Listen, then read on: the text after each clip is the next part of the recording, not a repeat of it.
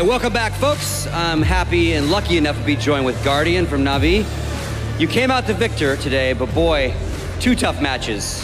No walk in the park for either. Let's walk through the first one. LDLC sent you down to the lower bracket of group. Walk me through a little bit of that match. What went right, but more importantly, kind of what went wrong and how you then mentally fixed it for the next map, next team. Well, first game was against LDLC. We went up like 7-4, winning. Everything was working, but then we lost like stupid rounds, getting picked every round from last 4 rounds by one by one, and then yeah, it was 8-7, I guess, to them. So yeah, the first half was fine, but then we lost the pistol round, then we took a bye, but also lost it. So we had like bad economics, no money at all, and so on City said everything went wrong way for us, and yeah, that's why we lost. What do you do as a team? You know, you're obviously a contender always. You probably in your own minds thought you should have won that match. So what do you do in between the two games to kind of reset the compass in the sense of, you know, being ready for the next match? Well, that's probably the manager stuff that he helps us. He's like a psychology things, saying us, and this kind of stuff that helps us. And yeah, we are talking as team about what will we do in the future, like in next rounds, one by one, and this kind of stuff. And on to Copenhagen Wolves, you played them yesterday, you beat them yesterday. So probably today, maybe a little confidence going back down to them because you had seen them, familiar with them, obviously different map. So walk us through today. Obviously we went to an overtime. Well, they're a great team. Like the individual skill in their team is great. Like Nico is one of the best snipers, even though he haven't had a good performance in this game. But for us, they're like a random team. We haven't played them a single time online, so we didn't know what to wait.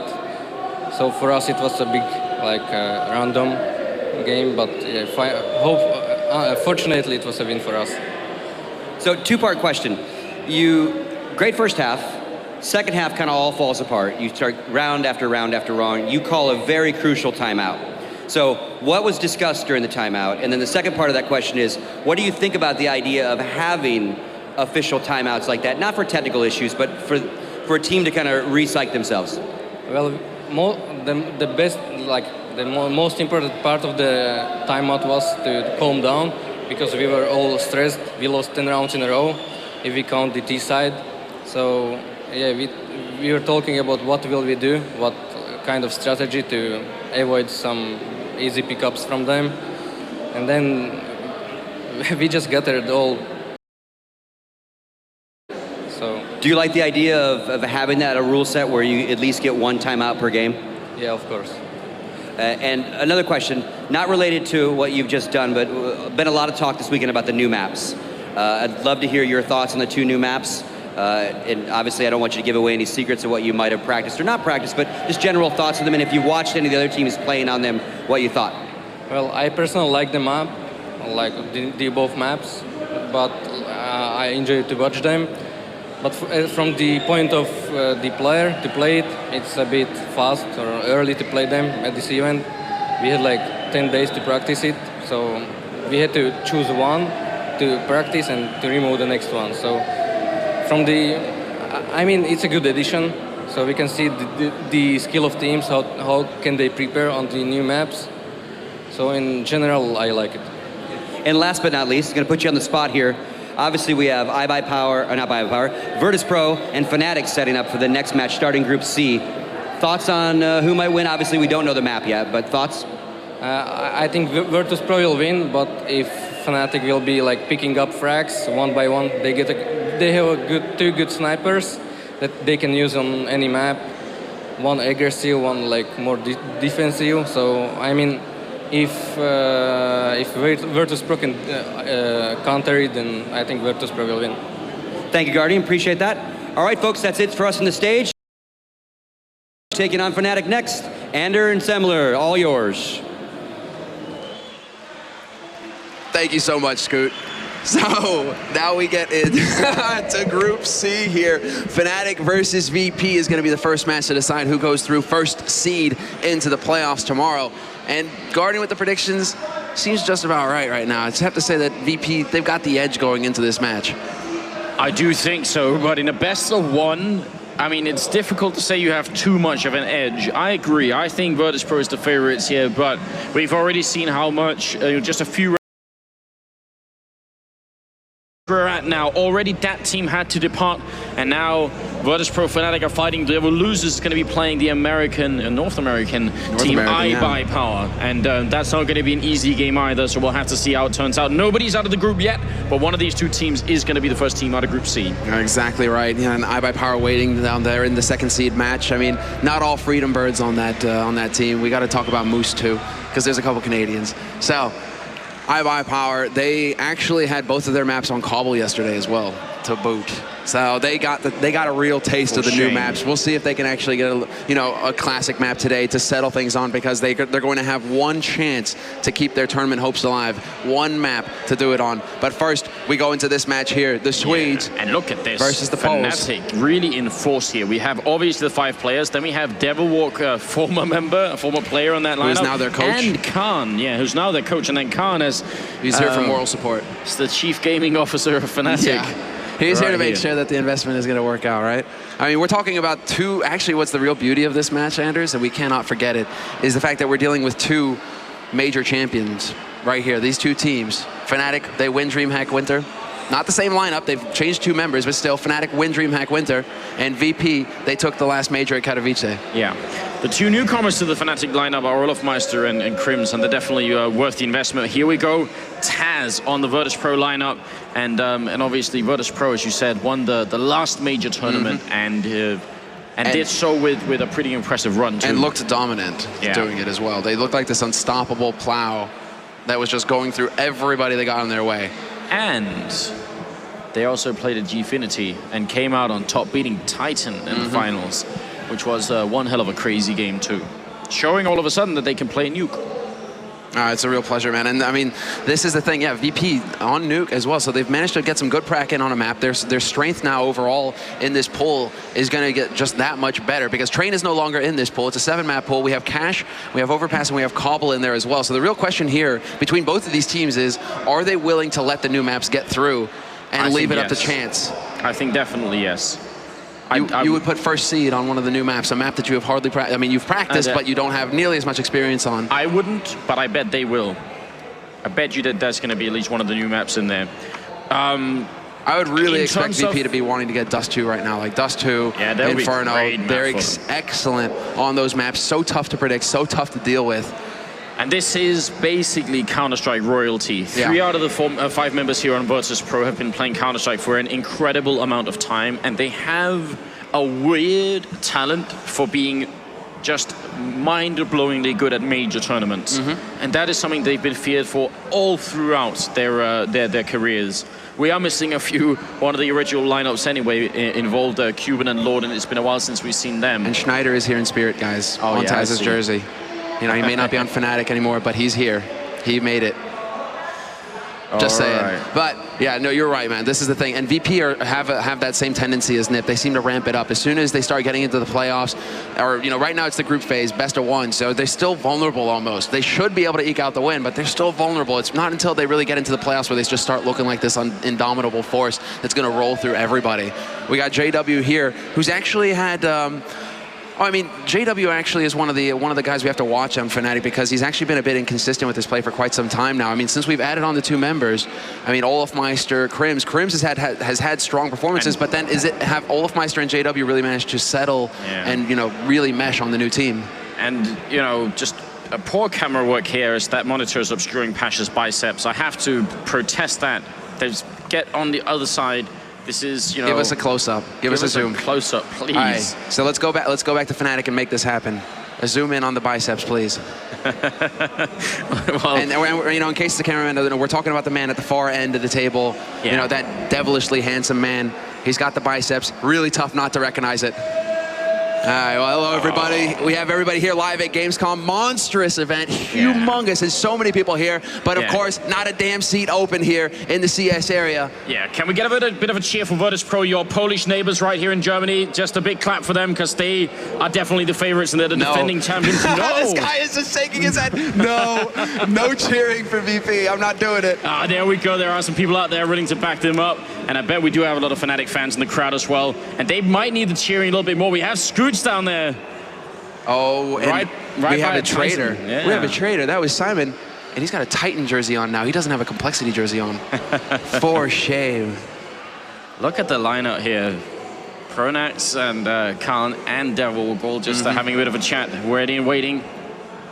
The real problem here, what's really going to be stressful, is we noticed Flusha shaved his beard. Flusha no longer has his beard. Do you think that that's going to really hurt his performance here, Anders? Do you think that that's going to make the difference? Because, I mean, we look at Edward consistently getting kills.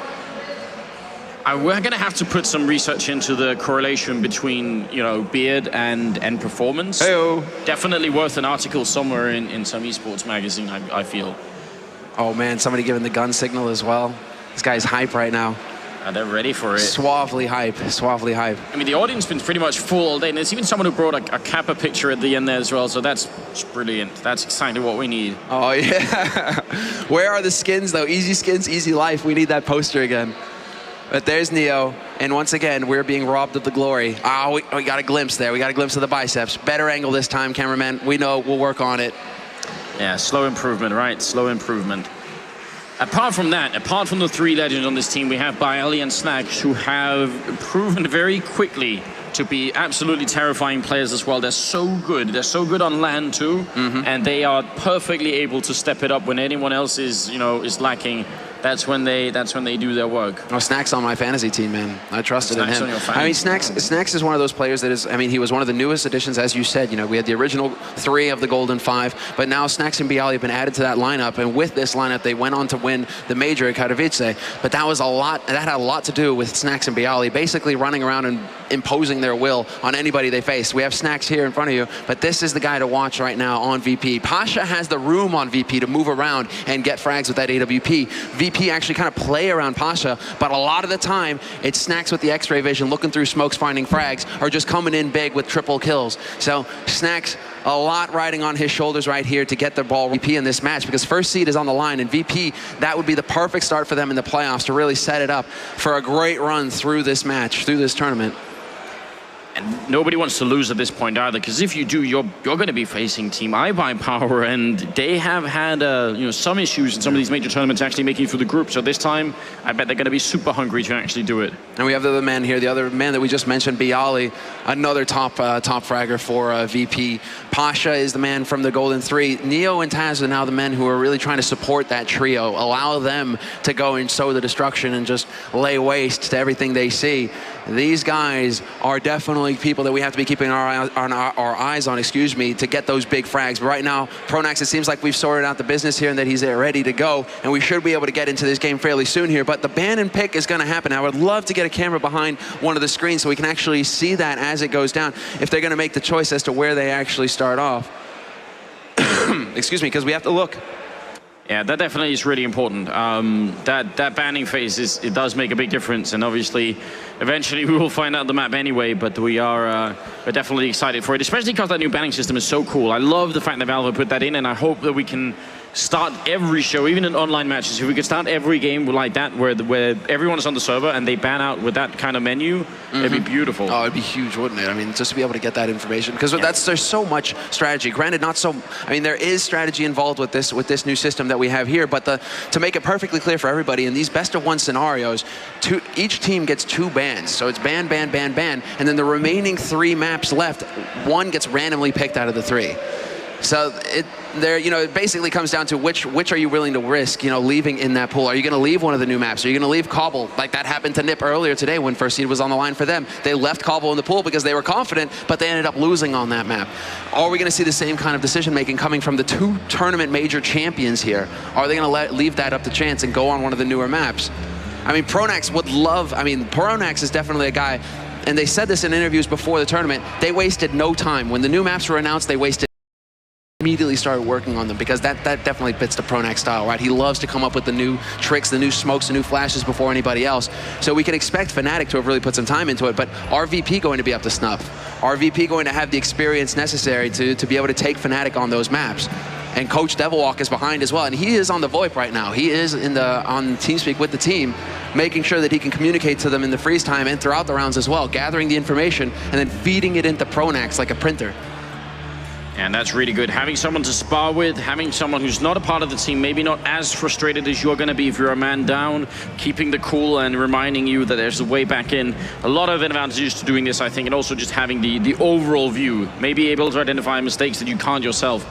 We'll see if that's going to make a big difference.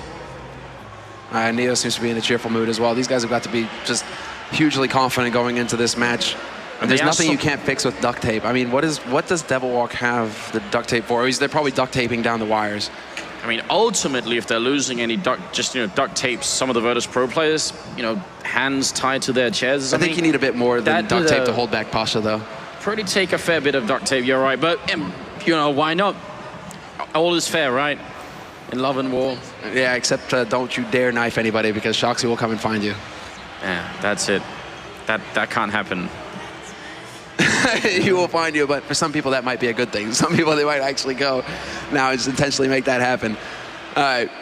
Still waiting on the ban pick phase, however, guys, to see exactly which map this is going to come down to. But again, I really want to see a classic map played here. I really want to see a map like Dust 2, like Inferno, a map that these teams have both mapped up. Both would be fun. There's no doubt about it. If you are just ready and waiting here, then go onto Twitter and hashtag ESL1. And, you can get it on the feed while we're in the game. And you can also tweet at us. It's on Fire Semler, on Fire Anders, and at Vendetta Go for our server, of course, for our normal crew that's out there. So definitely go on Twitter and help us out with that. And we take all feedback that we can. Big shout out to all of you guys for tuning in. If you're just joining the show, then you're right about the right time. We're sort of halfway through the first day, but there is still an incredible amount to come. And the American teams, the North American teams, are still in it. They are still to come, and we'll have to see if they can fight their way through. Yesterday, we set an absolute all-time viewer record for any Counter-Strike event.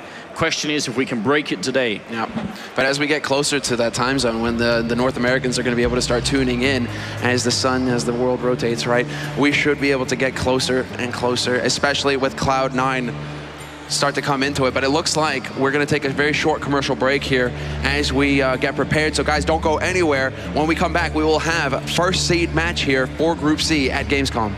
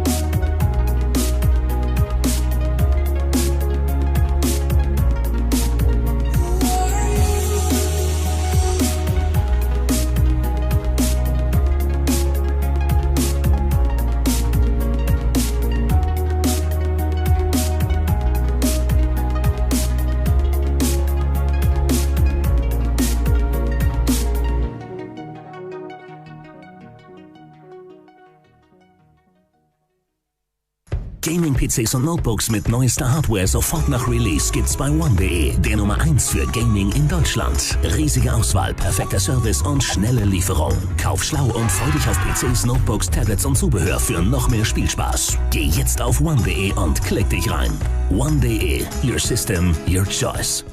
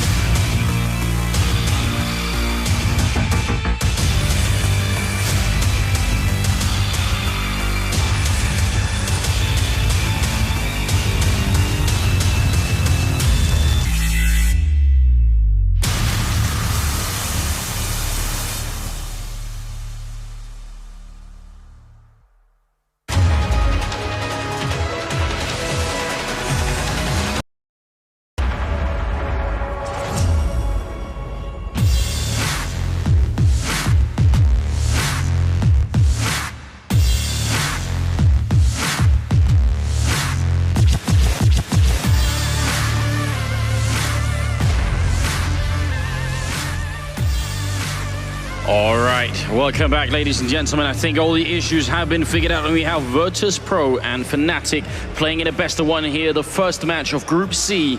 Winner goes right through to the playoffs, quarterfinals. The losers get to face iBuyPower and potentially get knocked out of the tournament. I love how on Pasha's screen right now we can see that recently in matchmaking he's been searching Overpass and Cobble. Oh, and here we have the bans. Oh, great, we have the bans. Okay, let's go ahead and take a look at it. So Cobble instantly removed by Virtus.pro. They aren't wasting any time. They get rid of that map right off the bat. Yeah, no, their next ban is going to be Mirage. No surprise either. Virtus.pro is such a strong man. Fnatic actually not that bad. Virtus.pro, one of the best in the world. It's been a long time since we've seen that kind of dominance from Fnatic on Mirage. And so. Dust2 is out. Actually, Virtus.pro banning Dust2, which is surprising a little bit, actually. Nuke potentially removed. Fnatic don't want to try it. They saw what happened at Gfinity in the finals against Titan, and the random happens on Overpass. This is rigged! And they start on the counter-terrorist side. So you asked, did I think there was a chance that we could see one of the new maps? And yes, I did. I did not think they were going to end up banning both out. So there it is. Overpass happens. And somewhere out in the crowd, looking around, there's a happy Valve developer, you know, just grinning. We got that map through.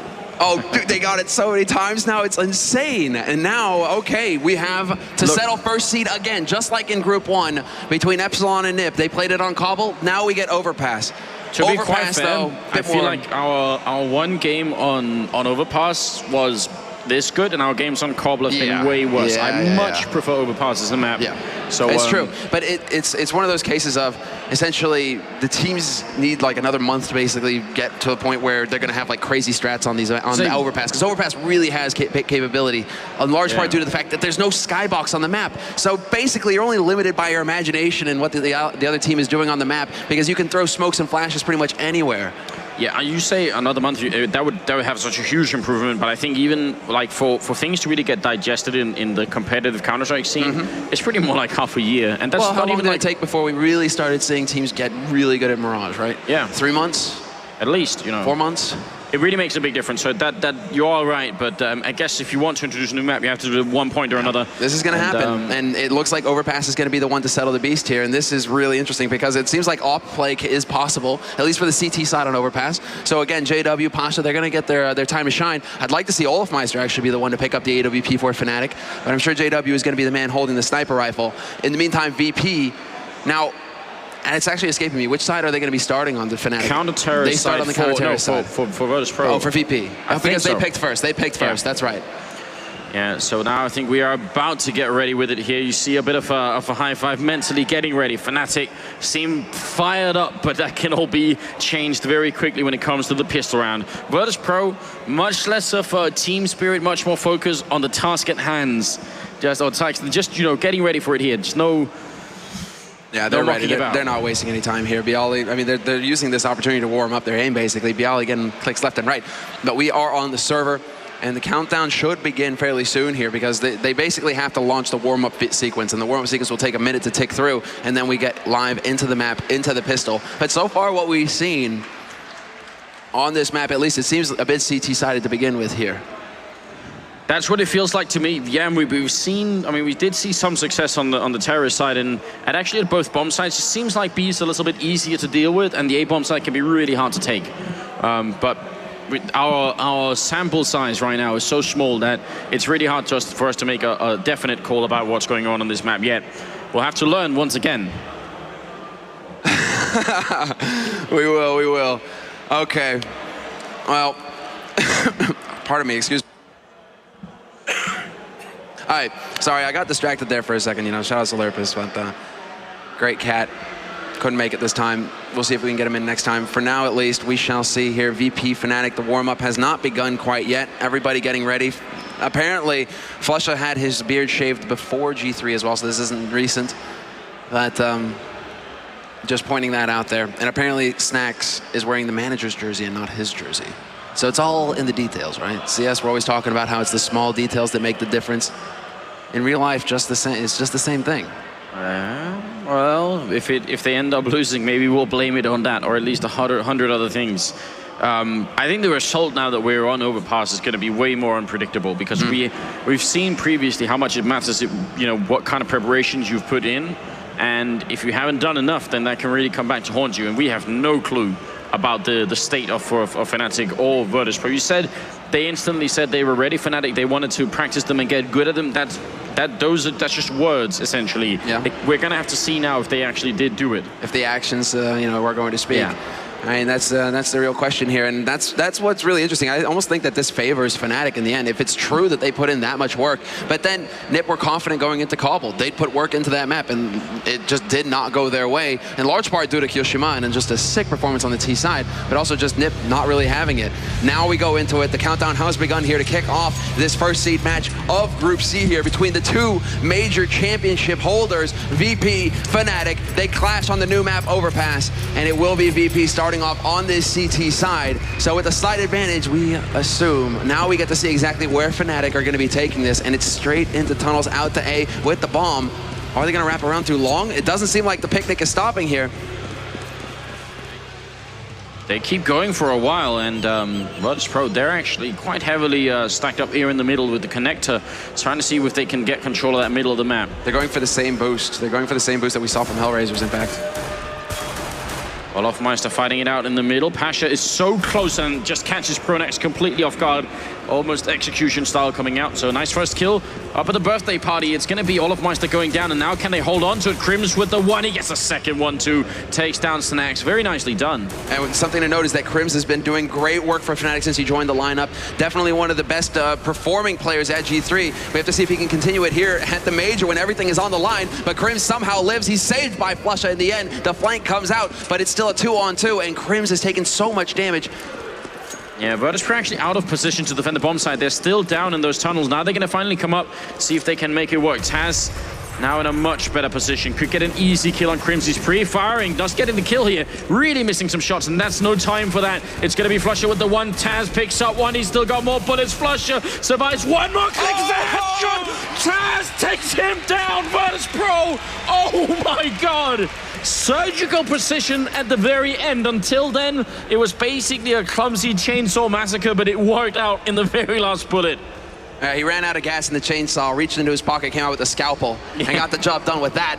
Taz, that was a thing of beauty at the end. Mid-air headshot, and that's going to seal the deal here. VP get the first pistol round, and that is going to give them the advantage going into this. Shot he picked up on Snacks, 4 rifles to complement it, and VP now with the definite advantage going into this second round. Fnatic with the T side decide to spread out across the map, really try and take up as much ground as possible on this map and see if they can't catch VP getting greedy, which is something that VP love to do. Yeah, Snacks does go down after they did pick off JW. There's a good shot from Pasha, but he's got to be careful. Right around the corner is Pronax coming in, trying to see if he can take him out. No armor being purchased from Fnatic. They didn't get the bomb down in that round, but they're gonna be waiting anyway. And what is going on here? I mean, if that sets the level for the first round, where are we gonna end up once this game goes on? I think this could be one hell of an explosive match. Pronax goes down, Olofmeister and Flusha are left, and they even have a mag 7 on Olofmeister. Must have been stolen from Snacks. Yeah, that's definitely the case. Snacks is down. He had the shotty. So let's see exactly how things pan out here as VP have gathered back up around mid of the map. Not really going to allow many ways in here. Thank you for the overview there, Vendetta. But Flusha and Olofmeister now have the bomb, and they are going to get spotted immediately by that boost on the B site, rather. It's going to be B-Town. 30 seconds left here. Fnatic are running out of time to make a different call. If they could find somebody peeking, that's what they're crossing their fingers hoping for here. If they could find somebody peeking, that would be great, but VP are not giving it to them at all. It's going to be the boost. Yeah. Olofmeister peeks over and instantly gets just shot back with that from us, so not really a good position for them right now. 10 seconds left. Flusha goes down. Olofmeister's going to try and charge in, and he's going to get dropped as well. So only Snax dying for the CT side, looking pretty good. And it will be 2-0. And Virtus.pro still holding on here, saving a lot of rifles. Saving the rifles, really, and keep swag, get rid of it, go plank somewhere, get the rifles, and make sure that you have those going into this next round. Fnatic have yet to get a plant, and that's the real problem here for Fnatic. They have to wait another round, so it's going to be another round of pistols for Fnatic before they can get a full buy-in here and really start to get the fun guns like JW and that AWP, which is exactly what I meant to say. Yes, for a second I kind of blanked out there, but it's the JWP in the end, really. Olofmeister with quite a lot of speed in that connector. Maybe going to run into Pasha over here, who's by the toilet, slowly falling back and actually making a lot of noise doing so. So I think Olofmeister has an idea where one of the players is anyway.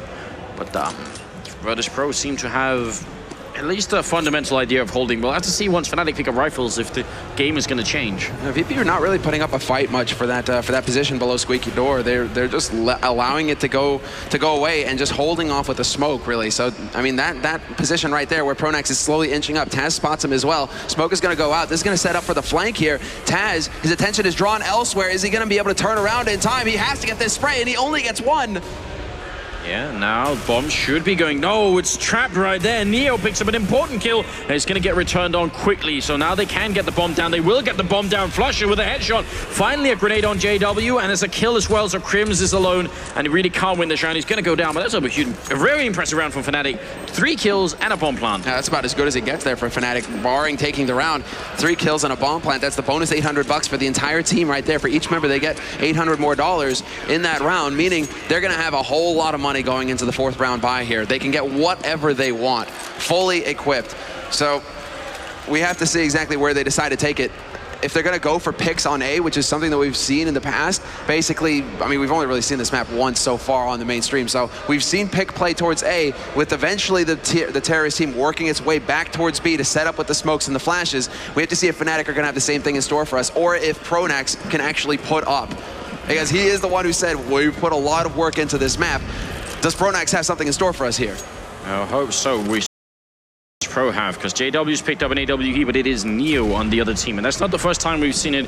But in his sort of taking the total of his career in global offensive, it is definitely more normal to see with an M4. But if you go back to 1.6, Neo was pretty much a master of everything, including the AWP. So this is a bit of a throwback as well, and quite nice to see. They're going to boost up and try and look down there and not catch anyone, because the whole of the Fnatic team is actually over by the birthday party right now and towards the A bomb side.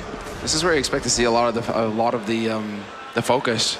In fact, you know, you expect to see focus mid, focus towards birthday party, basically focus towards the stairwell that leads down into the tunnel. You need to make sure that you control that as CT side, because if Fnatic, I mean, if you have a man down there, obviously, but if Fnatic managed to wrap around through there, that's a lot of map control that they managed to pick up. It really does seem like VP have a pretty firm idea of what they have in mind here for their CT half hour. Flusha sneaking through, though, that's going to ruin Neo's day, and Taz takes one to the face from Pronax. 2 quick kills means Fnatic have access to the B site with the bomb.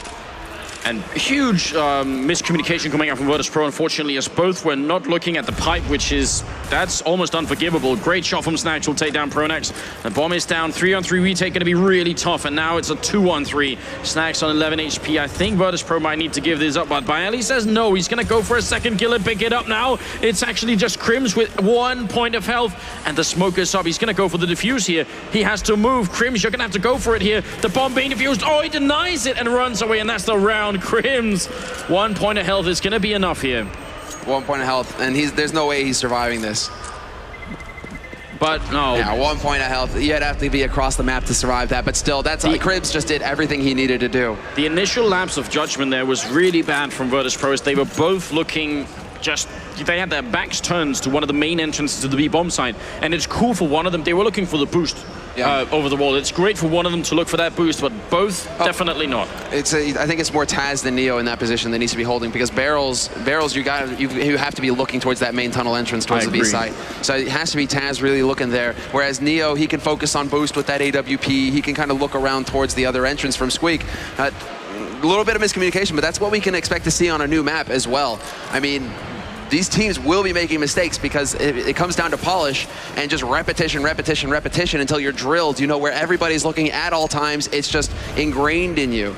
And none of these teams are going to have that level right now. It's a lot of this is going to come down to the mistakes like that and the ability to out-aim your opponents. olofmeister waiting patiently and is rewarded. Takes down Snax, who was on a solo mission to get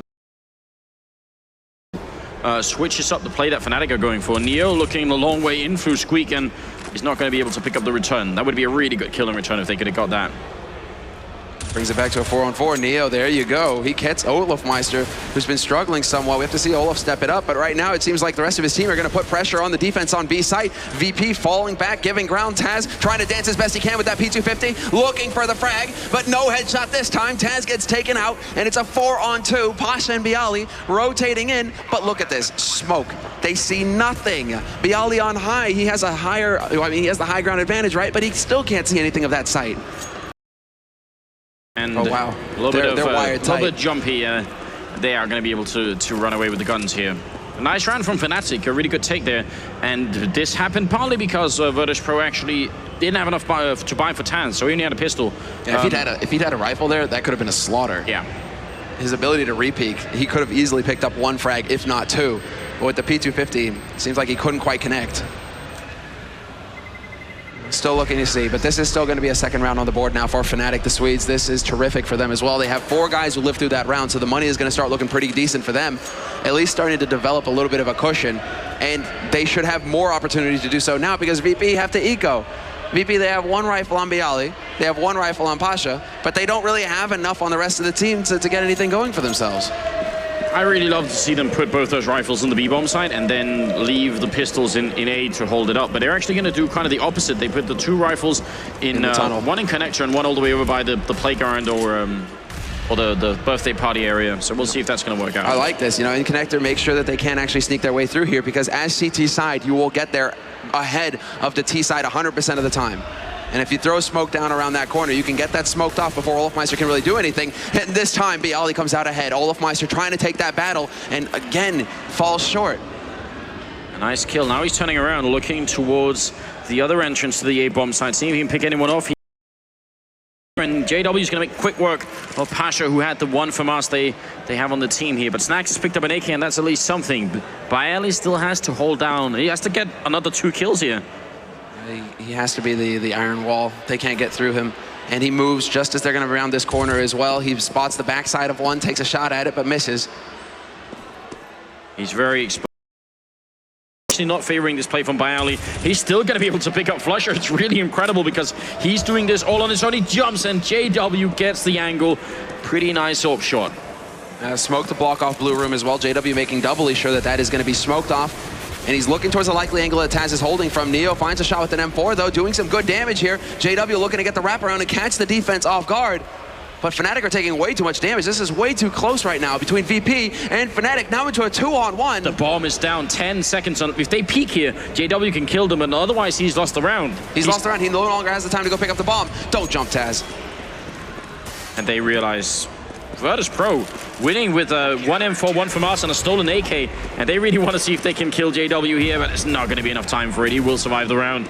And that's going to be 4-2. And Fnatic probably a little bit pissed at that, because that could have been a really, really good comeback from them. Getting it back to 3-3. Now instead it's 2-4, and they really don't have that much money. Both of these teams, the money is just all over the place right now. VP now, they have 2 guys with reasonable funds, but the rest of them are now broke. And Fnatic have to go piecemeal, basically. Use the AWP that JW has, sure, but then 3 rifles, that's all they can get. And that was Bialy's, Lone Ranger play out in the middle there. He only got the 2 kills, but that was enough. He did get taken out eventually. That's what we're talking about when we're looking at this team at VP. We're looking to Bialy. We're looking to Snax to really step up and get big. 2 for 1. More than enough work done. Yeah, and that second kill was a little bit something. That was more than I thought he was going to be able to. Flusha sneaking forward, Neo ready for it and will take him down. Neo's been playing so well, really steady. He's just getting a kill per round, basically, and right now that's definitely enough. But the top fragger is Bayali with 12, 0, and 4. A very impressive performance from the young Polak here. No, it's huge. It's huge. And I mean, that's the thing. For VP to really shine, Snacks, Bayali, these are the guys who need to take point for them. Pasha as well. Those three are the heavy hitters on this team. As soon as they start getting frags going, this is going to be really tough for Fnatic to deal with. JW and Crims, unfortunately, their teammates have been picked off one at a time all around the map. And Fnatic, the slow style here where they're spread out, not working if they're going to be losing duels like this. They need to perhaps just group up in the next round and really trying to, well, they're going to be on pistol basically the next round. They're going to be ecoing the next round if they can't get anything done here. But there's only 30 seconds left on this clock. At this point, what's going through Fnatic's mind is basically, let's back off. But then Pasha's like, not having that. There's no saving the guns here. This is done. This is our turf. That was a bit of a lineup, and Pasha not even going to hesitate to get those kills in there. 2-5. We did decide that this is probably a CT-sided map. It's felt like that so far. So maybe we shouldn't be too concerned for Fnatic, but it's going to be frustrating anyway because it could have been very different for them. I think that's the problem right now here being on the terrorist side is they could have had a lot more rounds. Well, they have 2 rounds right now, but imagine if Taz doesn't get his clutch headshot there in the pistol. I mean, a totally different picture that we're looking at right now. Fnatic with the golden start and VP the ones fighting back. Now VP have managed to regain some balance here so far in this 8th round, forcing Fnatic to go to pistols with Pasha saving the day in a double kill. Now Fnatic once again spread out. I mean, really spread out right now with the pistols. Holding Pasha so close to just the 1M4 backup is still miles away, but somehow he's just holding his own right here. This is the potential issue with this sort of play right now. Spreading out like this, if they lose one guy, they do damage to one, right? But then they aren't able to refrag. They aren't able to gang up on a member of VP and steal a rifle away. If they keep taking these 1v1 fights, they're just going to keep getting picked off. There we Pronax. Snacks with the return, so Olofmeister is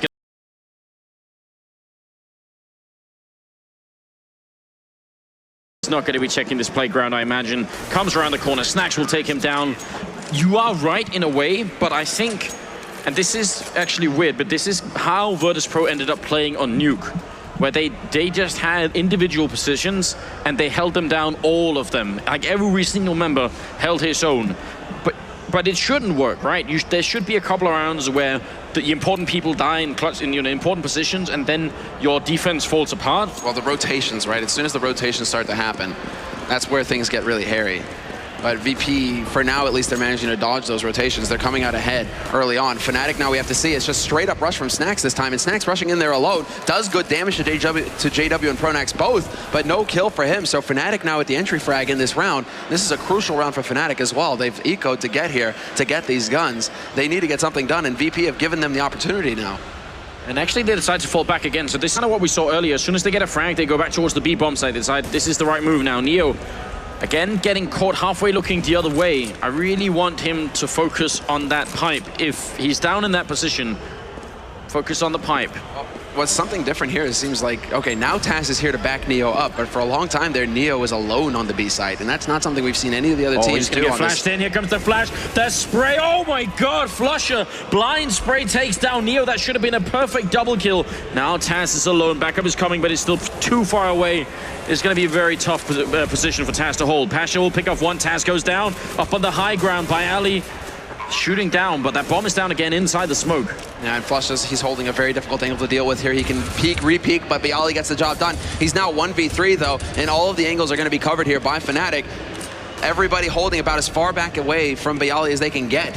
And Bayali, realizing this, decides to back off in the end, but if he can hold on to this gun, that would be good. Pronax is already going to try and look for the flank on him though, try and find him if he can, but there's so many, there's this rat angles to hold that it's going to really take Pronax quite a bit of time to go out and find him. The man who's closest to him right now is Olofmeister, actually waiting around the corner in toilets.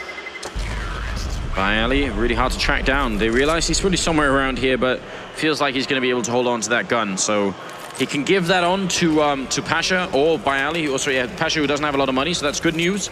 6-3 is the score line here. We're going to have to see if they can hold on to it once more. Really good round from Fnatic. Early kill, rotate back to B. That seems to be a smart move from them. No, this basically. Get the picks where they can, force the rotations. And Neo really not coming through in a very crucial position right there where he could have, that was a position where he could have turned the tides right there for his team. And again, they go for the aggression. Again, VP are pushing across the map, really looking to just punish Fnatic early on, and it's actually working. They maintain the man advantage going into this round. They bring it back to a 3-on-3 now between Fnatic. But this is just unrelenting aggression out of both teams. Picks are coming in left and right, and we aren't even 30 seconds into the round. And that was Neo with the kill over by the B-bomb side to take down another player. So that's really important. olofmeister and Crims are moving up towards the middle connector here. And the Virtus Pro have a really good shot at taking this. And if they do, then Fnatic really will have a very limited economy going forward in this first half. And there's, again, just it's taking Fnatic quite a bit of time to work their way around here. Bialy reacts in time, though, gets one spray. It's going to be a 1-for-1, though. olofmeister lives, gets the job done, brings it back to a 1v2. And it seems like olofmeister is interested in one thing, and that's getting to the A side as quickly as possible and getting a plant here. Yeah, but Taz is wrapped around him, so olofmeister might not be checking the backstab too soon. Neo's still really far away, and he's going to be coming in from the same angle. olofmeister doing a good job of checking, but this bomb side is pretty intricate. You have to check everywhere before you can start putting down the bomb, and if you're alone, that's not really a fun situation. Now he's going to go for the B bomb side, actually. He's decided that's not worth it, but they can hear him. They should hear him. They have to hear him stepping right now, and he's going to go for the jump. He takes the fall damage, but no problem there. He just wants to get onto this side as quickly as possible, get this plant. 10 seconds remain. He's going to get the bomb plant, dodges the nade as well, down to half HP, tries to pick a man out of the air. Fancy work here from olofmeister, but now he gets smoked off, and things get hairy. Neo needs to find the shot, but Taz is going to get, well, Taz is actually up from on high, not going to get it. It will be Neo with the frag in the end, but VP stabilized.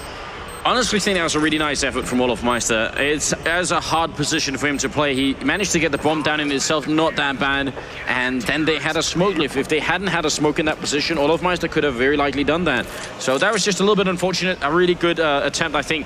And the bomb plant means that Fnatic could force it up if they wanted to. They can buy 3 AKs and even 1 AWP. I wouldn't even be surprised if they went for it, because they got to realize as well, this first half is eventually going to draw to a close, and 3 rounds might not be quite enough. Oh, they want to use the vote thingy, which is a timeout. So Fnatic, are they going to do it? Yeah, they did it. They did it now. So it seems like Bialy is, he's got something going on with his PC right now. He's checking it to make sure he can get that fixed fairly quickly here. Hopefully it doesn't take too long. Admin is standing behind him along with the manager. But well, is this a technical issue or is it a timeout? No, this doesn't look like a timeout. They are all talking. Oh, Fnatic are certainly not going to be wasting this time. I don't think it was Fnatic. Was it Fnatic who used the timeout? I think so. Can you check that real quick? Yeah, it was VP. Right, something came up with Bialy. Bialy stood up there. You're all right. And now he's still standing. So it seems like he's trying to get something sorted out here. Stage manager man is there with him. Maybe a technical problem, but VP right now. Yeah, no sound apparently. All right, well, while it's being worked out, and you're right, Fnatic should definitely use the time here. We do see Pronax giving out some calls. Devilwalk in the background. Can't really see if he's going to be chiming in, but I guess they will call for him if they need him, rather than him interrupting the show and taking it over. No. Well, I want to hear something from Devilwalk as well, like basically because he's going to have the overview of the entire thing. So Pronax is going to give the calls, but Devilwalk, he needs to be the one giving the input, basically saying, well, you guys are peeking here. Things that Pronax may not actually pick up on, right? Noticing re-peaks, dangerous peaks, that sort of thing coming out from his teammates, dangerous tendencies. So we'll see if Devilwalk actually manages to go ahead and impart that knowledge to his teammates here. But again, the sixth man, having that 6th man on the VoIP is huge for Fnatic. They need to be making use of that. We're still in this first half, of course. If you're just joining the stream, then a big welcome to all of you. You can go on Twitter and hashtag ESL1, and we'll try and get that Twitter feed in on the stream as well. Some really nice, a little nice feature here. But now we're back. Good luck, have fun is being called into the 11th round. It's going to be Fnatic's attempt, and they will force it up. With a shotgun as well, Nova shotgun on Pronax, and AKs all around for the rest. A really dangerous force-up potentially, because they have just won and lost the round. So if they lose this upcoming one, they're going to be flat broke. It's going to be a disaster if they lose this one. It's going to be brutal. I mean, they get reset back to $1,400. That's the main issue here. So their economy could take a massive hit, and that could mean a lot of rounds here. Getting on towards the end of the half as well. Fnatic running out of room to give, basically, to VP. VP are now the ones who have all of the advantage going into this. And Pasha has got his AWP now. We'll see if he reacts. And there you go. Instant gib on Pronax. He's gone. And excuse me, Olafmeister are going to be looking towards B now. But Taz has to be holding his position solid, and he is behind the barrels.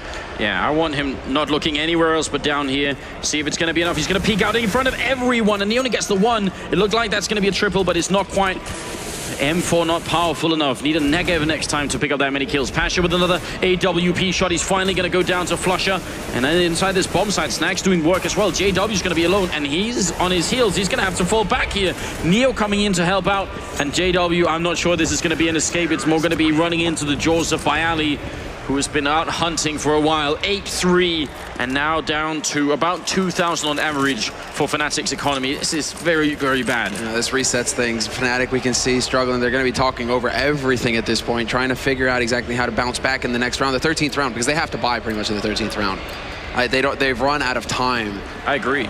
They actually have to just put a stop to this right here. Only 4 rounds remain in this half. And they should be able to. What is it? I think it's about 2,200 or thereabouts they're going to get for losing in this next round. So they should have enough money to buy anyway. Neo running for the smoke here. He's going to kill all 3 people. A triple barbecue. We've never seen that before. And that was beautiful, even though the eco frags roasting some Swedes right here, right into the B bomb site. That is going to be a first for me. Taz, man. Taz just doing his thing. Double peace side all the way. This is weird. Taz isn't a vegetarian. I don't know what that has to do with anything. I mean, that was a big barbecue right there. VP are going to be eating for weeks. Oh. Neo, the master chef. Another topic for a pretty good Photoshop if someone's you know, able to do it out on the subreddit. It's going to be the 13th round coming up right here, and Fnatic, as you said, they should buy it up. They have bought up in this round. They have to. They have to just start putting rounds on the board here. They need at least 6, I think, to feel comfortable here, because VP on the T side are just as dangerous as VP on the CT side. That's the real power of this team, especially when Bialy has got the confidence to walk around and basically get frags at will. Bit of a grenade tickles Crimson Pronax. Nothing too bad. They're going to be all right. Another smoke goes off. Testing JW's patience as he has to wait, and Taz is in a new position that we haven't seen before, and this time there's really no chance he's going to be looking anywhere else but where he is. But it seems like when you peek 3 people in that tunnel, they should be an easy triple, but wow. It's not. Does that work? No. Yeah, I was about to say. That explodes midair. There's no way that works. Skybox is way too big. One thing is cool is that if Taz gets bored in that position, he can surf on that wall. Taz doesn't get bored. He picks up the first kill, but Bayali and Neo fall, and Taz is going to be next. Pronax, Crims, JW, a great team effort to get into the bomb site. They will put down the bomb, and very likely going to be 9-4 here. There's a failed grenade coming out from Snags, and I don't think they can actually retake it 2-1-4 here, but they are very low on the Fnatic side. This would be a travesty if they end up losing it. They are so close to taking that 4th round finally. Yeah, Snags, he's got to be, oh, well, he runs right into Crimson. That should end it here. Pasha is still alive, and he's so close on the site. He knows the damage is done, but all 3 of them, the Triangle of Doom closes in on him. But that was such a big nade there that Snags just threw into the wall. Had he hit that nade, he very well could have got a kill from it. The man standing on the other side only had like 15 HP. That nade comes around right at his feet, gets rid of him, and then everything changes for VP. But because he messes up that nade and gets caught in the flank, Snack's not really able to do too much, and VP will lose that round, but that's a great round for Fnatic. That means really going into this, they have the opportunity to finish 9-6 because VP are hurting on the money scale. If they lose this round, VP could be ecoing for the last round of the half. 14th round coming up, and you bring up a very valid point. This is do or die time. If Fnatic make this 9-6, I think they have a really good shot of winning it in the second half. That's not going to be too bad, but 11-4 is a very different story, and we're going to see if it's going to turn out one way or the other. Snags flashing himself through that smoke. It seems like a bit of a stretch, and Pasha did the same thing earlier. I'm not a big fan. Pasha is still holding around that angle as well. JW closes the door behind him. Taz is going to get 2 kills. Crims and JW both removed. And just like that, VP turn it around, get the man advantage back. Despite having taken massive damage, they are still in this. This is a big problem because actually Virtus Pro are going to eco as well if they lose this round. So Fnatic have such a big chance of making this 9-6. That's a good shot. Taz goes down.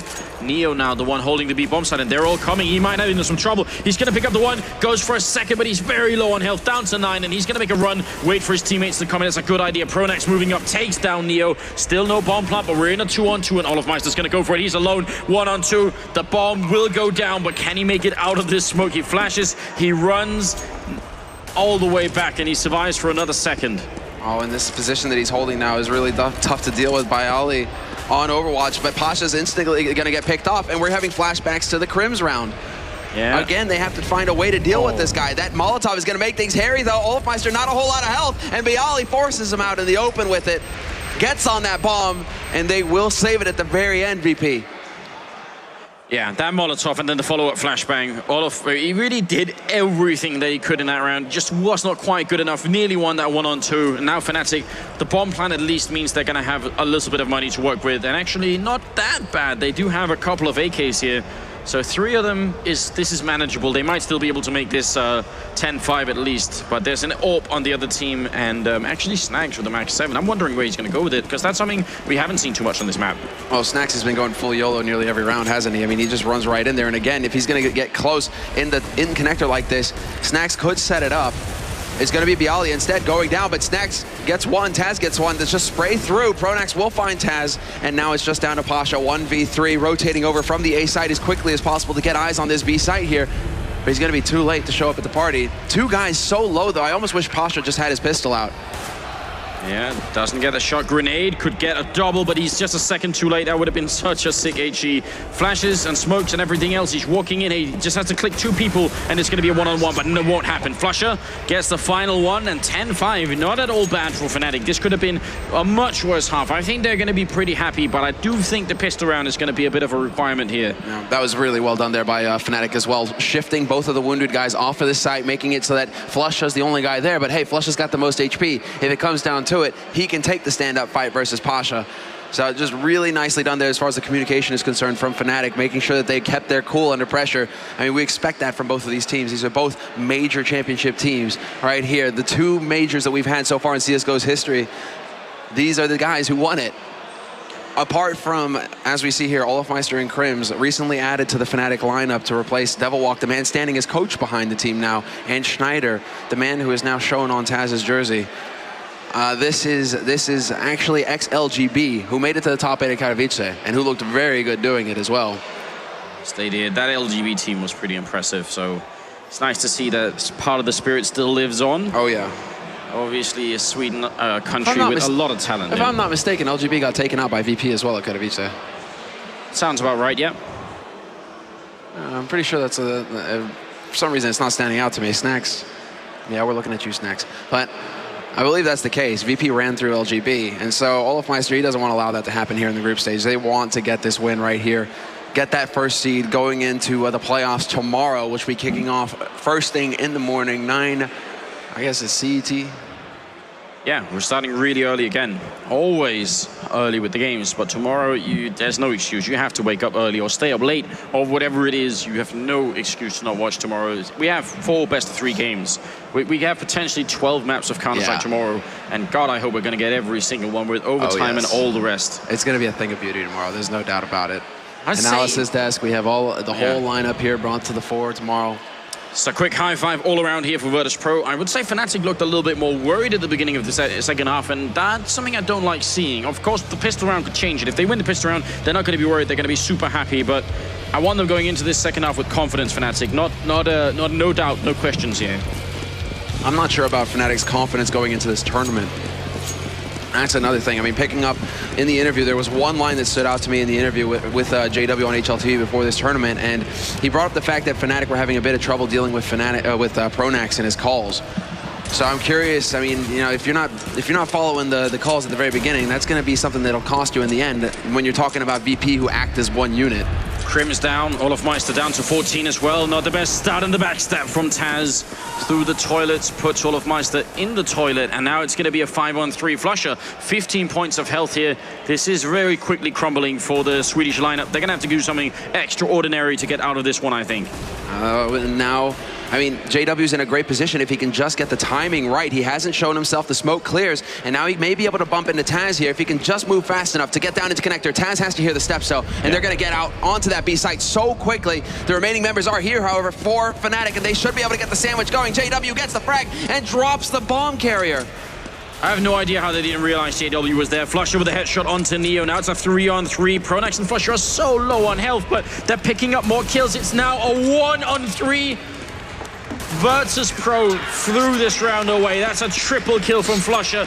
Exceptional shooting, but that was a pure giveaway by Virtus Pro. Yeah, that's JW basically. JW managing to get behind them so close, get up behind them on connector. He was barely at the limit, and I think basically, you know, sometimes we have to say the sounds are pretty loud here, and when you have those just the bare footsteps that you're just gonna hear on the edge of your, on the edge of your hearing there. Maybe, you know, Taz didn't hear it. He doesn't hear JW stepping behind him, and that gives it up. So right now, it's just going to be VP having to regain their composure, essentially. They go for a buy in this second round with a scout, pistol armor, the whole shebang. Is really going to shake Virtus Pro's confidence from having a 3-on-5 with everyone on perfect health. You're running to the B bomb side, it's all good, and then to being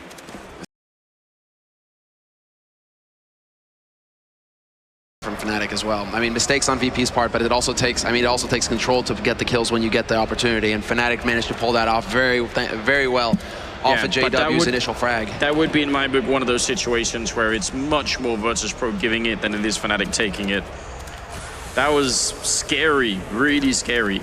Now this boost up is really cool. You can look over the wall into the A bomb side with and the scout, and they have invested into it. So if anyone from Fnatic gets a little bit too curious, maybe that could come back to bite them. But right now they're not. They're holding their ground, and I think this is a smart setup from the Swedes. Yeah, this exactly. I mean, they know that this choke point, if VP decide to rush through this choke point, it's going to be a slaughter. Everybody here, the crossfire is going to be brutal. JW, though, doesn't get it. Snacks, point blank, gets him with the CZ, and Olofmeister is the only man on Fnatic to get a frag so far. Oh, Crim's not connecting with the spray. They are still alive here. Olofmeister, mag 7 in hand, triple, quad kill, finishes the round. A lot of money for Olofmeister, and he was the one rock that they could not get rid of in here, so that's very important. A nice play from Olof is going to put it at 10-7, and Virtus Pro not going to get the bomb down, not in the pistol and not in this round either.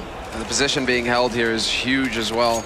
The fact that they have to come at him, he gets that bomb frag, and that is so much money. That's almost what we expect to see from JW, right? But that actually started off with a really bad failure from Fnatic. They almost instantly lost that bomb round. So if it wasn't for Olofmeister being an absolute superhero, that would have been... They could have easily lost that round very quickly, in fact. No doubt about it. No doubt about it. The pressure was there. Yeah, nicely done from Olofmeister. That's a real pleasure. 10-7, and of course Virtus Pro without much of anything. A few pistols being purchased on a couple of players, but that's about it. Snags, oh, again, Snags with the entry frag here, and Crim's getting caught out. What's happening? This time the position is much worse for Fnatic, and they can't make it work. JW defending, and backup is coming quick. Good grenade will take down by Ali, but Virtus Pro going to commit to this. A lot of this rolls on JW here. He's holding this line. It's an invisible line. They cannot pass. He's got them caught in the hut as well, and he spots out Neo just barely. Taz goes leaping past, drawing JW's attention. More importantly, using the bullets he's got in his mag. But I think actually the bomb is... Oh, it is on Taz in that hut, so it's kind of stuck in there. I'm wondering if they have enough time for the backstab. Snags will pick up one more. That's now a double for him. Can they really do this now? JW shooting everywhere. Not sure where he's actually gunning for. Pasha's going to be alone in a 1-on-2, and he goes down. Pronax is there in the time. JW with the triple. I'd say another very clumsy round from Fnatic. And they have to adjust to this by the time that Virtus Pro pick up Rifles, which is right now. If they play like this against Rifles, that's not going to be good. It's not going to be good enough. Especially with Snacks rolling around getting entries, which is what Snacks is supposed to do on the T side of VP. He walks into sites, he walks into areas, and basically finds that CT guy, shoots him in the face, and creates opportunity for his team. It's what he did at Katowice, and if he's doing it here today, it's going to make them a real terror going into this first buy round here for VP.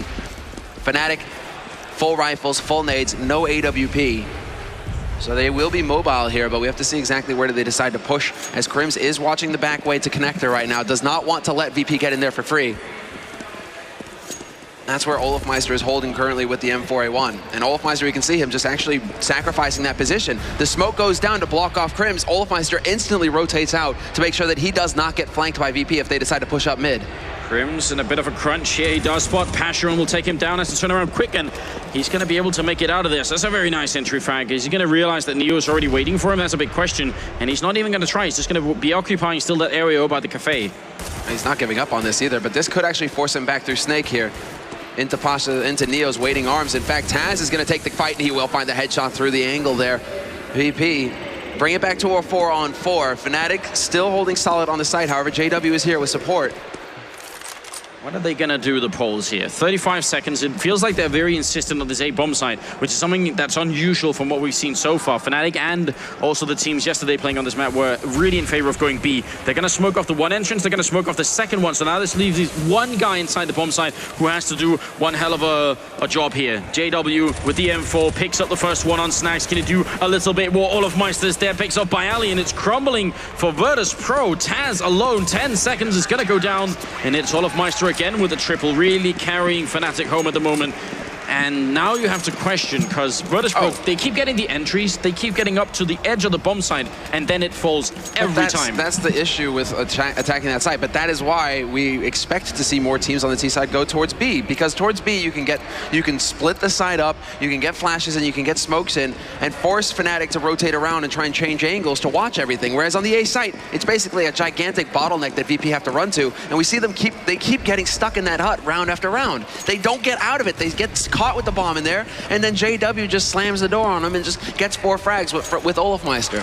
So right now, VP, they're really just throwing rounds away, essentially trying to run into the blender rather than go for picks on A. Once they pick off Crims, then they can start perhaps focusing on B. Oh, and I think Counter-Strike just managed to crash itself then, so that's obviously a little bit unfortunate. We're going to try and get right back in. Should be careful we don't, well, we actually can't give anything away, but that's well, a bit of the radio broadcast coming through here. Virtus.pro are actually speeding up for the B site right now. 4 members out on it, and it's just Pronax who's trying to hold. He's been smoked off at barrels, and he gets overwhelmed by Taz. This is an eco round coming in for VP, and they only get the 1 frag. Snax is alive, and he's on the flank, but he's not gonna, he doesn't have the bomb, so he's not able to get any kind of plant. Fnatic should be able to lock it out from here with 4 members left alive, and they will find it. So Fnatic, a very strong anti-eco round from them, only losing Pronax in the mix, and now we're back live, we're back in the game. Apologies for that. It's all going to go smoothly from here on out. Yeah, that's what happens. Because I totally have control of that. Exactly. It was an eco round from Virtus.pro, so not really a big deal. Luckily, it didn't happen at the very end in the 30th round. 10-10. Fnatic have managed to equalize the score from a 10-5 first half, so that's a pretty good job. They've won 5 rounds in a row, and Virtus.pro have been close, but not close enough. Oh, this is a smoke that's going to be thrown by Snax. Let's see. Where does it bank exactly? Not anywhere useful. Right, so I think he messed up that smoke. Yeah. But, that, you know, I mean, A for effort, I guess. I mean, it looked like they could be really interesting going towards the B side, perhaps. Worth a try, right? Always worth a try. They keep going for A right now. In the last couple of rounds, they've got some great pickoffs, but then they don't do anything with them. They do the pickoffs, and then they continue to charge and end up losing. So I want to see them make an adjustment to that strategy.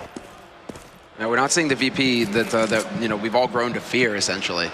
Because VP, like VP on a map like this with no skybox could be just like the utmost horrifying team that you have to face in any group or any tournament, because they're bad enough as it is on the classic maps where they're able to just throw smokes and flashes everywhere. You never know where they're coming from because they're smoking and flashing everywhere across the map, and then surprise, Snax is shooting you in the face. On this map, I feel like that could work for VP, but they just keep going to A. Once again, they're going to try and force their way onto this site through the crossfire. Yeah, and JW with the first kill here on Taz. I really want to see some speed from behind. Olofmeister actually does go down. Neo with a really great double pickoff. Now it's a 3-on-4 here. They should be able to do it. They got 22 seconds. They got to put a move on it right here. Crims should be zoned out. Snax. Are they able to put down the bomb? It's still far away. They're making it with just 12 seconds left. They got to move so much quicker than this. And Neo, the bomb is dropped here. Finally, they take him down, but got to pick up that bomb and put it down. Snax is on it, and Flusher is going to be alone.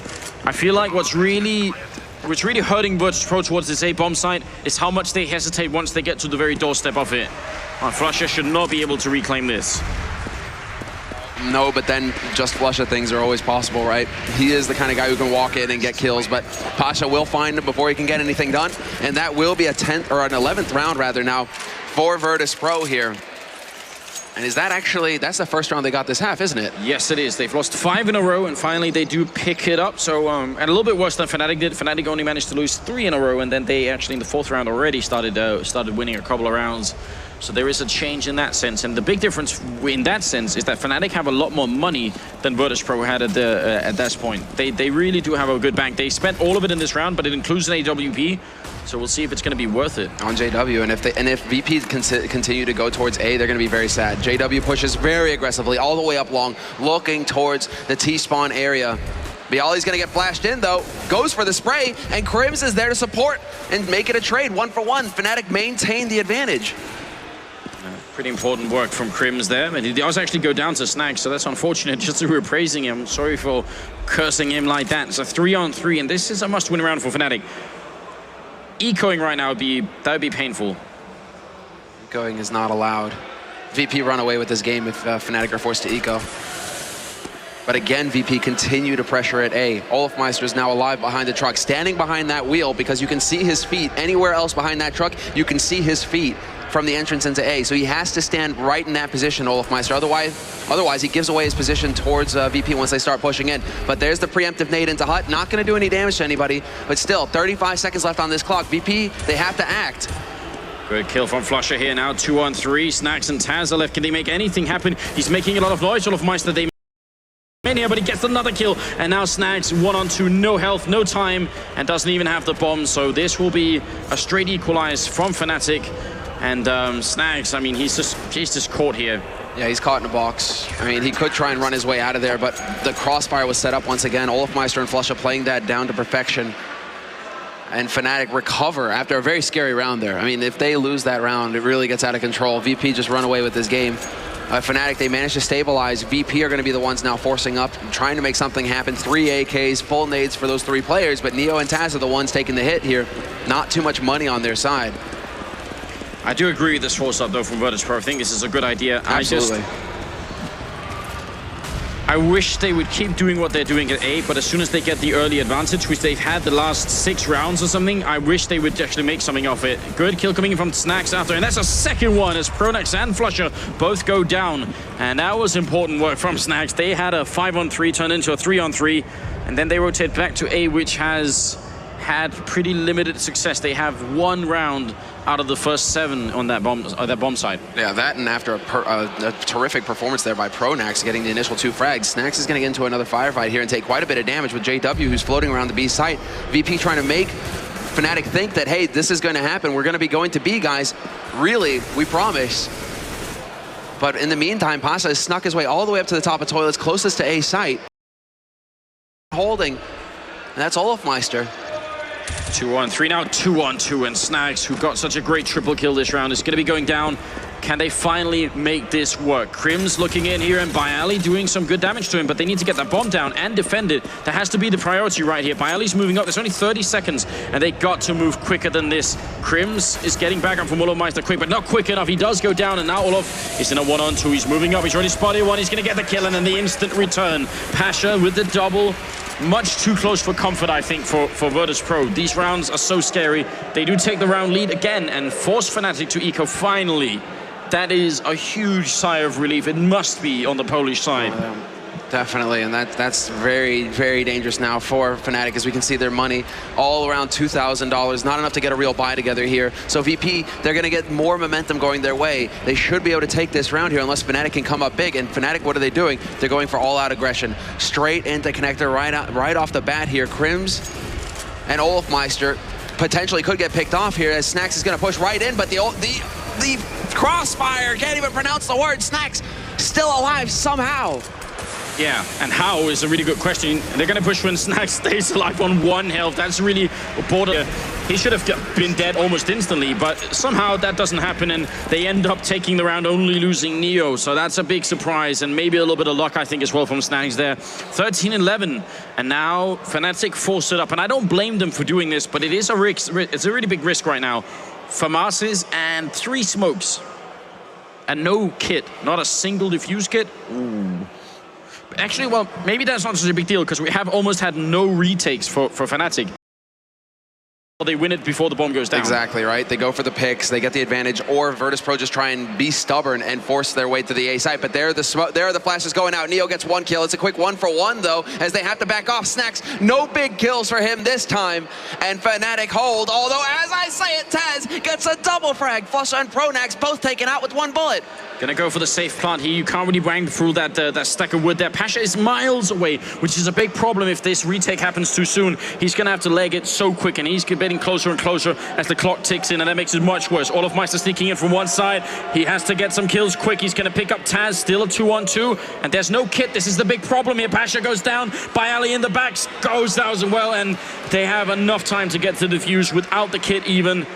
They should have just enough. Yeah, I'm pretty sure they do. That's really scary. And actually, I think a misplay from Virtus.pro challenging in that position, unfortunately. It's going to bring it right back to a tied score, 13-13. And now with Virtus.pro with enough money to buy, and actually, sorry, it's 13-12 here, not quite tied. 13-12. But again, Fnatic, they managed to save it at the very end here, taking advantage of Virtus.pro's mistakes. Virtus.pro peeking one at a time. They feed Taz in, and then one man peeks alone from Squeak door area, and then it's just VP not really playing that. I mean, they should have learned that versus Titan and Frag by Masters. You don't peek one at a time.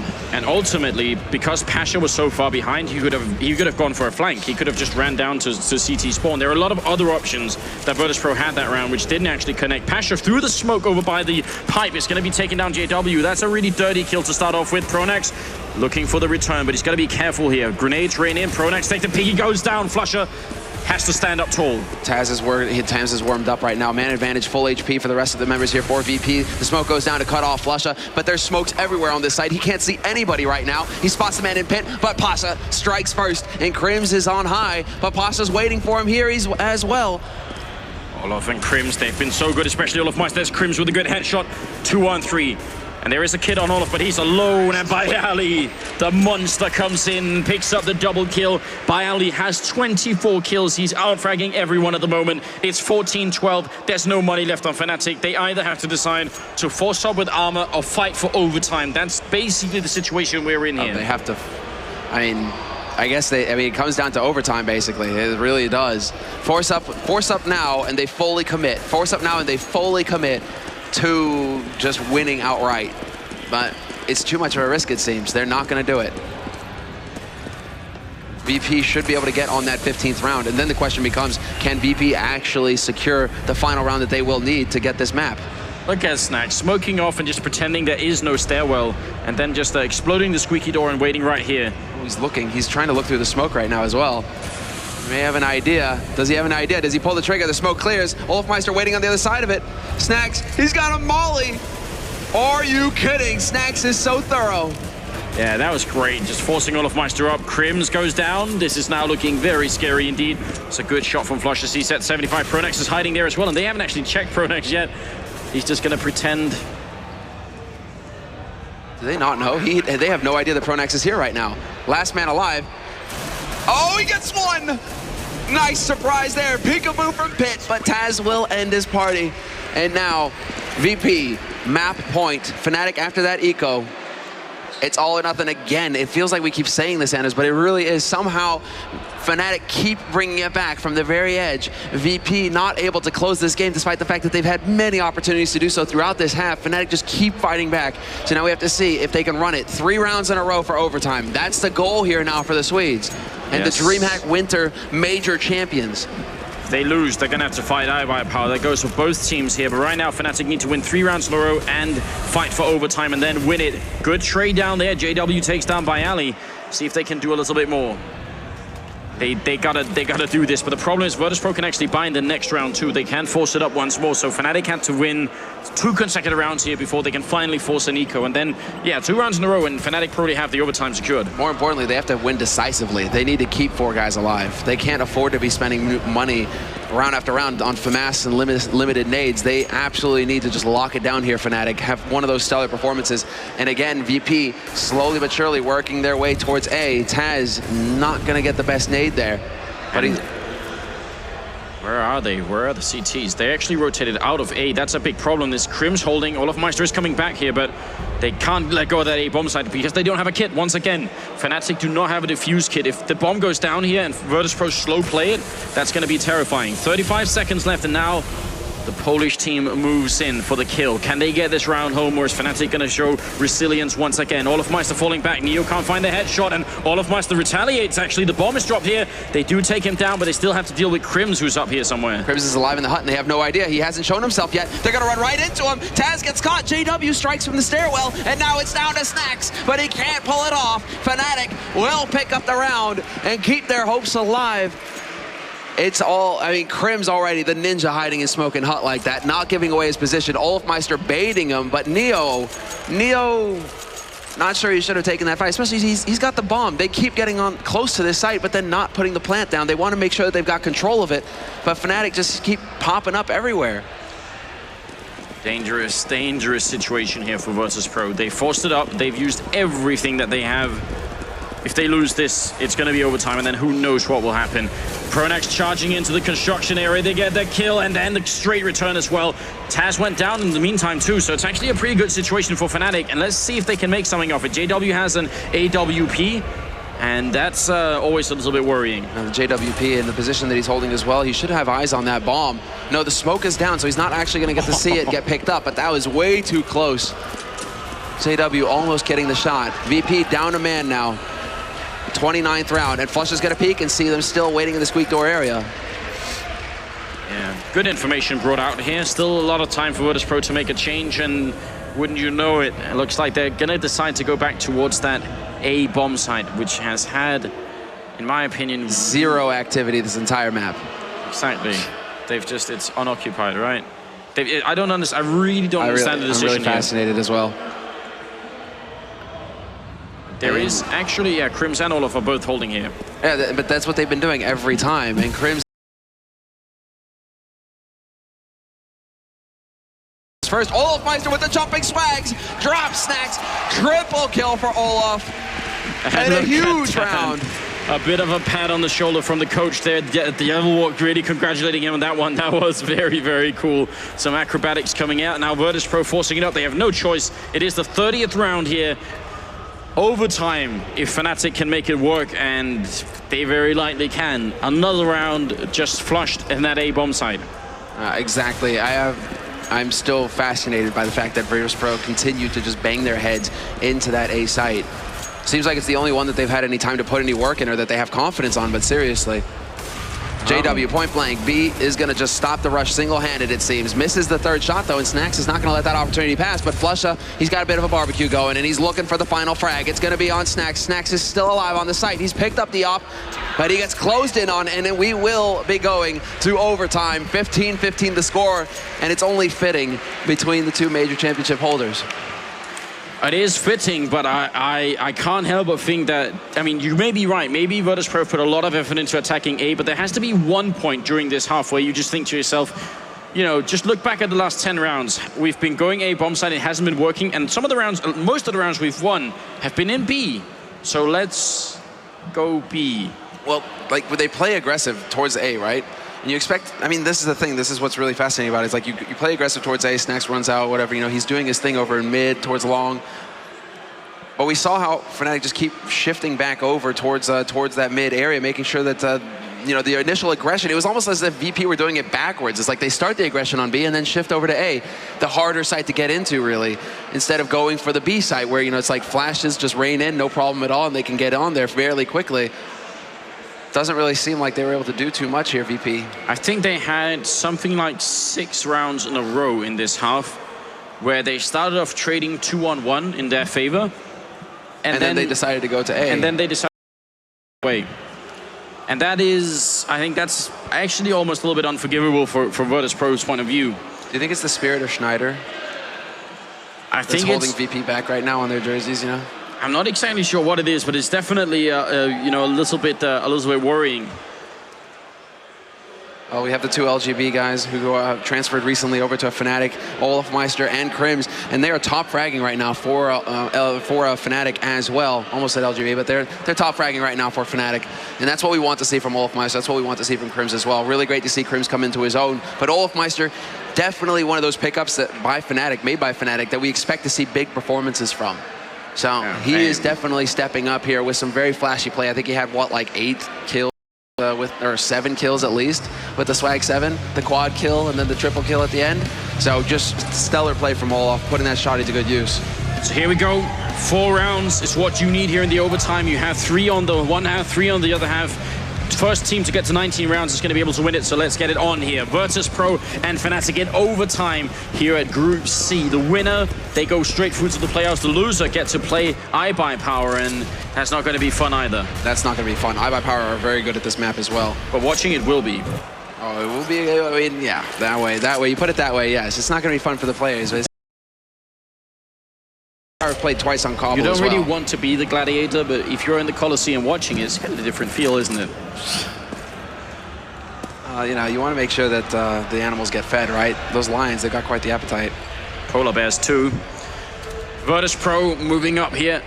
What does Germany have? Germany has like what? Moose? Well, I don't know. Really. Sweden has an elk, I know.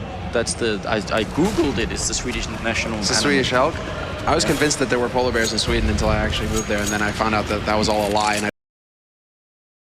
Americans, right? Snags looking out from Squeak here over towards that B bomb site, and actually the rest of Virtus.pro are moving up towards A bomb site. A bomb site is going to be the place to be yet again, and I'm really surprised that Fnatic just don't solid on the A side at this point. They have to be what? Because two work. That's the simplest answer. But you're right, it does seem really predictable now. The smokes and flashes going to rain in. Can they finally make it work? JW does go down. That's a decent start. Krim's still in here, and he's going to be dropped. Taz doing work. Oh, God, olofmeister falls. 9 seconds left. Finally, they hit the jackpot. Yeah, the flash makes a difference, and this is why also it seems like they're finally able to get the flashes to work for them, VP. And now it's just a matter of waiting it out to see exactly what Fnatic decide to do here. Pronax and Flusha alive. Pasha's on the other side of this smoke. Peekaboo. Flusha gets 2 kills though, and that's great. Turns this into a 1v2, and he's gonna go for this as well. He knows where Pasha is, but that sets it up for Neo with the AWP to pick up the frag from behind, and now VP pick up the crucial first round in this first half of overtime. Going into the second one here, Fnatic now, they have to spend pretty much all the money that's left to them. And that's the issue with losing CT round at the first half. Now look at where they stand, $800 on 3 of them right now. $800 on 4 of them. Flusha somehow manages to save from the kills, essentially. I want to say that all those rounds they threw away at A, they don't, this one round doesn't justify it, but it could end up being enough. At which point I'm definitely, I don't know, I'm gonna have to talk to Taz after this. This is so silly. Maybe it works. Maybe it works after all. Oh, nice shot through though. That whole place is wallbangable essentially, so Snax takes quite a bit of damage there to start. Playing with the squeak door, he gets punished. Pronax not having any of it. Now we approach the minute mark again, and VP have been really taking quite a bit of time. Neo goes for a flick shot, not gonna land it. They do reveal they have that AWP, and it's just Neo doing a lot of work over at the B bomb site, keeping people there, while the rest are gonna go for A straight away. Molotov down, smokes and flashes in. It worked in the last round. Can they repeat it again? Definitely be impressive, but Pronax takes down Neo, and that gives up a big part of the game. Now they should realize, Fnatic, that the rest of VP are here, because they've been here pretty much throughout the rest of the game. So let's just see. 40 seconds left. Flashes rain in again. More Molotovs to follow here. Fnatic, they've been able to hold this so well. They should be able to do it once more. Really good flashbang here on Krims, but he's going to be unflashed by the time they come in, and he does go down anyway. olofmeister drops the bomb. 25 seconds left, and now the rest of Fnatic are here, and great shot from olofmeister. Runs out of bullets, but it doesn't matter. JW is there. Another nice defense. Yeah, and the thing is, right now they're buying enough time, Fnatic, they're buying enough time for the rotation to come through. olofmeister, by the time that push starts, JW already rotating in, olofmeister rotates in from blue room, and that smoke going down to block him off doesn't actually matter, because unless VP are past that imaginary line that Fnatic are so good at holding, they can't actually see olofmeister get out from that room onto the site. So that smoke going down from VP, great, but olofmeister runs right through it every time, and then he just eviscerates them as they try and push past the line to get onto that site. It's not meant to be, VP. Change it up. Go to B site. And now they are actually going to make it happen here. Pronax holding the angle, just barely dodging a shot. That could have been a very quick death for Pronax there. Now he's going to get flashed in, take a quick peek here, and will take down Pasha. Really good team flash coming in there to help out Pronax. Smokes it off and just resets the situation. Very good job here from the Swedish team. They stopped the push, they stopped the pressure, and VP now just trying to get into an extended fight. Neo almost gets spotted by JW, who's been boosted up to look over this smoke. He's standing on the sandbags, puts shots through, not gonna get it though. And it is reset. VP now looking for a different angle, a different way through. I'm just happy they're going for the B-bomb side right now. I almost don't care what happens. I just want to see them try and do this again. Pronax hiding at the end of the smoke. There is a huge Fnatic presence here, so it's going to be very tough to get in. And now even worse. Neo and Bailey go down. Snags and Taz trying to see if they can make it through, but they're both at the same angle, and they have very little time. That was kind of comical, actually. Pronax just jumps, and Snags is like not having that. Snags with a second frag now, brings it back to a 2-on-3. 30 seconds left now. Does JW peek? JW trying to draw attention, burn time off this clock, and he does find it through eventually. Headshot through the wall. Snags is the last man alive. 1v2 now. And just 18 seconds. This shouldn't be possible any longer. He can't put the bomb down. He's going to kill a guy before he does. He fakes it. No, he's just going to put it down. Olofmeister walks up and takes him down right afterwards. That's a really, really good position from Olofmeister. Of course, nearly impossible for Taz to make that happen. And that will be 16-17. Fnatic winning 2 out of the 3 rounds in the first half of the overtime here. Just solid play from Fnatic, really going for it. They understand that VP have changed their minds. They want to go for the round voluptuous letter now. They want to go for B, but the problem is that Fnatic, they rotated the extra man over to hold it, and it just becomes so difficult for VP to actually get out on that site. Fnatic not having any of the shenanigans right now. And VP, I really feel like VP, you know, this map is like worst case scenario for them, because we're not getting to see the very finely executed flashes, smokes, plus the aggression that comes behind that really kind of characterizes VP's play. Right now we're kind of just seeing like VP, you know, just trying to bum rush and throwing out nades, you know, hoping that they'll be effective, but the bum rush is not going to happen without those perfect nades that really set it up for them. Going back to the CT side, though, for Virtus Pro, they did win 10 out of 5 rounds in the first half, so that's about a third of them, and Fnatic just won, you know, they just won 2/3 as well, so it's kind of the same pattern here in the overtime. The question is if they're going to be able to repeat that. If they can win 3 rounds in a row here, then Virtus Pro are going to be able to knock Fnatic down to play against iBuyPower, and there's a real chance that could happen. But otherwise, we have VP who will get knocked down. It will be Fnatic claiming first seed, because that's what's at stake here, ladies and gentlemen. If you're just tuning into the stream, we have both major championship holders facing off here for a chance at first seed from Group C. And this would be huge going into the playoffs tomorrow. I mean, having the advantage, having the favorable matchup is a big thing. You're going to be able to rest easy, essentially, going into tomorrow's best-of-3 quarterfinal matches that will be happening all day long. We won't miss a single one of them either. All 4 will be streamed here on the main stream with the whole crew as well. Adding in, well, we have Scoots here. We're on fire Scoots, you know, for the day. And Pansy will be joining Tosspot as well as Richard Lewis, yeah. Yeah, that's all tomorrow, guys, and that's going to be absolutely fantastic, too. Now, 2 seconds, 1 second, and the second half of the overtime is going to happen. Fnatic, they're looking pretty good right now. Maybe they are going to be able to steal this away. Virtus Pro are 1 round down, but now they're on the more favored side. And look at this. Auto Sniper and AWP. They're not kidding, but this could come back to bite them seriously if they lose this round. They've just spent a lot of money buying here. Oh, they've just decided to put their foot down and get that fantastic start. It's a huge risk from VP, though, because this is a lot of the money. The vast majority of their money has been spent on 2 of these players right out the gate in this first round. So it's crucial that VP pick this up for the state of their economy. But JW, he's not interested in giving them any time at all. He manages to pick off Neo to start. Snags does get a kill in return, but they need a lot more here. Taz goes down as well, and the B-bomb side's lost, and Snags only 1 more kill happening. So 2-on-3, bomb goes down, and Fnatic, every time this happened in the taking this, I think, is going to be almost nearly impossible for Virtus Pro. Yeah, Flash is going down. Olofmeister picks off Bialy before he can really have an impact here. And now it's Pasha, 1v3. And he is just not going to be able to go for this. The after-plan positions from Fnatic are just going to be too difficult, and that bomb is ticked too far down. Pasha deciding to back off and try and hold on to this rifle. And this is what we're talking about. This is a $5,000 rifle that he's got in his hands right now. That's nearly that. You get $10,000 in the first round. He spent $5,000 on the boomstick. The rest of it, he needs to survive. He needs to hold on to this gun. Olofmeister is going to get picked off immediately, and VP will hold on to the rifle, but Fnatic with just a dominant play, and now they are 1 round away from taking first seed. It's the first to 19 here in overtime. Yep.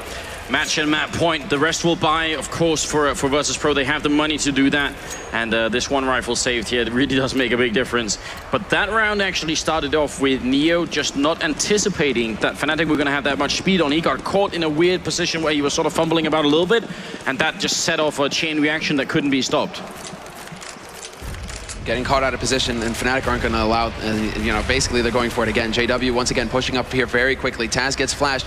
And JW doesn't really find a target right off the bat, so he doesn't decide to push in quite as aggressively, but this should open things up. JW gets found by Neo. Snax is now beginning his rotation over, but Neo is still holding on the site proper, and Fnatic out. Smoke to block them off. And then EO, as we can already see, trying to check for the likely boost spots to make sure that, hey, if Fnatic do try and boost up there to get info or get a pick, he'll get them right back. Flusha hoping desperately that someone's going to be a little bit too aggressive, a little bit too careless moving up somewhere. That would be a really nice opening for them at least. Still a 4-on-5 and still plenty of time left for Fnatic to wait this out. They don't even need to do it, really. I mean, sure, get the info for VP, but they don't even need to take any risks by pushing up aggressively or trying to get info like this, because that could give them the information. There we go, 1 for 1 for Flusha. And the bomb has been dropped, but he's not going to have any trouble picking it back up again.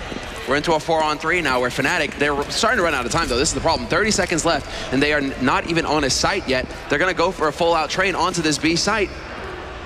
Yeah, Bayali is here as well as Taz, and they should be able to have a pretty good hold into this, especially with Bayali up on the high ground. I think that should be a powerful position for him. But Taz has to stay alive. He spots a couple of people here, missing a lot of shots. Bayali goes down. Going on, Pasha comes in, but now it's a 1-on-2 for Snags, and he's very far away. That was another really big failure coming in here from Virtus Pro, and now Snags has to try and remedy the situation. Grenade goes out, not going to take anyone with him here, and the smoke disappears now. This 1-on-2 is really tough for him. And he's down to 34 HP now. Snags goes for it. He's going to hold on to it as well. Swaps out for the pistol, but he's not going to get it. Fnatic pick it up, and they get first seed going in. Managed to eke out the win in the end. It went to overtime, but Kaylee with the perfect not bad face. He was looking right there. We saw him in the crowd a second ago. Kaylee, not bad. So there we go. There we have it. Fnatic take the win, and Devil Walk is pleased. None of them will be going down to the rings tonight. Virtus Pro versus iBuyPower is going to be our next game in that case. What a series we have on our hands here. It's getting better and better. All the games are going to overtime, and as the game moves on, and now we're going to see a North American team as well. Hands are being shook here, and that was a hard-fought battle on Overpass. That was. I mean, that was bloody. That was brutal. VP, the Juggernauts. Well, Fnatic showed that they can be stopped, and VP really making quite a. I mean, just convinced that they were going to go for that site. It's almost like watching Navi on Dust 2 sometimes, where Navi will go B site 15 rounds in a row. Almost like a scientific experiment where you say, we need a really good sample size. If we try this 100 times and it fails, can we rule out, can we say that that doesn't work officially? Because if it's only like a sample size of 10, but the problem is you don't have 100 rounds, you only have 15. So you got to make up your mind how many you really want to toss away in that A-bomb site. How many can you give away before all of a sudden winning that half becomes nigh impossible? Yeah. And it turns into an overtime situation, because they ended that first half 10-5 for VP.